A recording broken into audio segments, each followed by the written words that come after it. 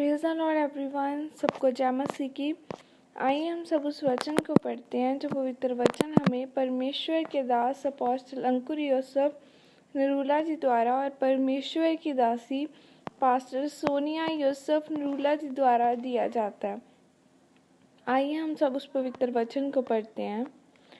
भेद किस पर जाहिर होते हैं? जैसे कि पवित्र बाइबल दानियल 2:47 आयत में लिखा है, फिर राजा ने दानियल से कहा, सच तो यह है कि तुम लोगों का परमेश्वर, सब ईश्वरों का ईश्वर, राजाओं का राजा और भेदों को खोलने वाला है, इसलिए तो यह भेद प्रकट कर पाया है। आमीन।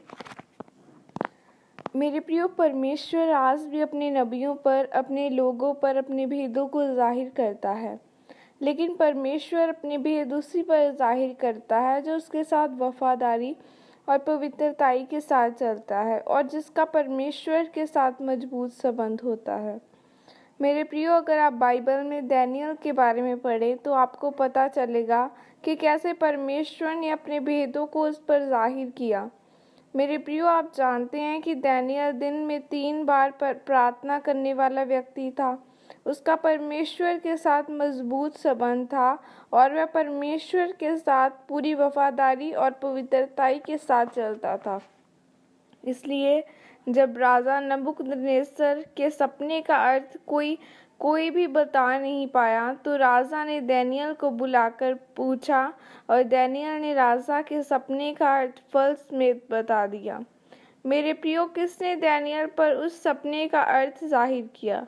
उस सपने का अर्थ यहोवा परमेश्वर ने उस पर जाहिर किया, लेकिन यह सिर्फ एक बार प्रार्थना करने के द्वारा नहीं हुआ था, बल्कि दानियल की एक आदत थी कि वह हर रोज़ दिन में 3 बार परमेश्वर की हजूरी में जाता था और परमेश्वर से प्रार्थना करता था। वह परमेश्वर के साथ पूरी तरह से वफादार था और इसलिए परमेश्वर ने उस पर राजा के सपन का अर्थ जाहिर किया और उसे ऊंचा किया।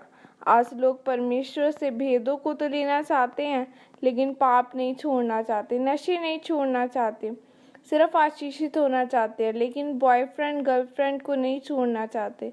परमेश्वर के वचन में लिखा है कि पवित्र बनो जिस तरह तुम्हारा आसमानी पिता पवित्र है, क्योंकि आपकी पवित्रताई और वफादारी आपको वहाँ लेकर जाती है जहाँ आपने कभी सोचा भी नहीं होता। जब आप लगातार ऐसे ही पवित्रताई में, वफादारी में और प्रार्थना के साथ परमेश्वर में बढ़ते हैं तो परमेश्वर एक दिन अपने नबियों के द्वारा, सपनों के द्वारा आपसे बात भी करता है। इसलिए मेरे प्रियो, अगर आप चाहते हैं कि परमेश्वर आपसे बात करे तो आज ही पापों को छोड़कर परमेश्वर के सामने माफ़ी मांगे और दानियल की तरह परमेश्वर के वचनों पर चलें। तब परमेश्वर आप पर भी अपने भेदों को जाहिर करेगा, आपसे बात करेगा और आपको ऊंचा और आशीषित करेगा। आमीन। यह अंगीकार आपके द्वारा किया जाए। सर्वशक्तिमान परमेश्वर, इस वचन के लिए पिता मैं आपका धन्यवाद करती हूँ।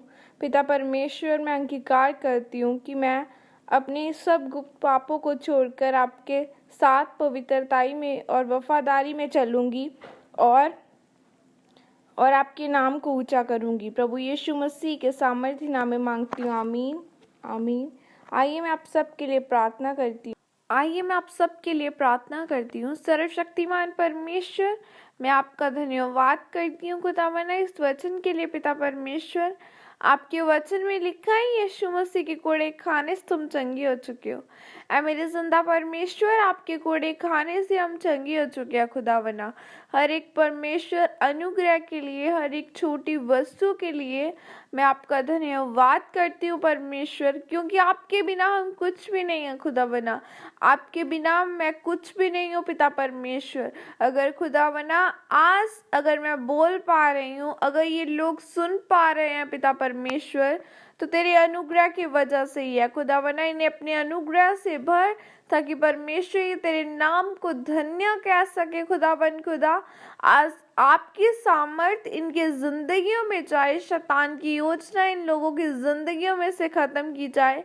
परमेश्वर, आपका आत्मा इनके जीवनों में जाए और परमेश्वर god's time is the best time. खुदा बना इनकी लाइफ में तेरा बेस्ट टाइम जाए। खुदा बना जो तूने इनके लिए बेस्ट रखा है वो इन्हें दे। इनकी फाइनेंस प्रॉब्लम यीशु मसीह के नाम के द्वारा ख़त्म की जाए। शैतानी योजनाएं ख़त्म की जाए। हर वो आत्मा जो शैतानी है जो इन्हें परमेश्वर की ओर ले जाने से रोकती है, यीशु मसीह के नाम के द्वारा जाती रहा। इन सबको पिता परमेश्वर आपके सामर्थ्य और पवित्र लहू में कवर करती हूँ। प्रभु यीशु मसीह के सामर्थ्य नाम में मांगती हूँ, आमीन।